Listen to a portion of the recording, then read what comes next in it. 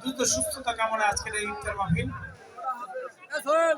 ইফতার মাহফিলের সম্মানিত সভাপতি বিএনপি বরিশাল মহানগরের সম্মানিত আহ্বায়ক জনাব মনিরুজ্জামান খান ফারুক,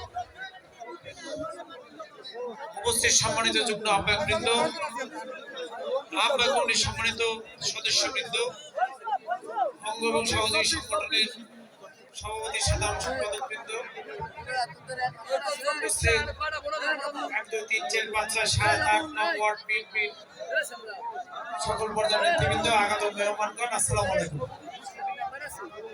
সম্মানিত নেতৃবৃন্দ, আজকের এই ইফতারটা আমাদের বিএনপির মাননীয় ভারপ্রাপ্ত চেয়ারম্যান জনাব তারেক রহমানের নির্দেশে। তিনি বলেছেন বাংলাদেশের আপামর জনগণ, খেটে খাওয়া মানুষ, শ্রমজীবী মানুষ, পেশাজীবী মানুষ, গরিব, বিভিন্ন শ্রেণী পেশাতে যারা কর্মরত আছেন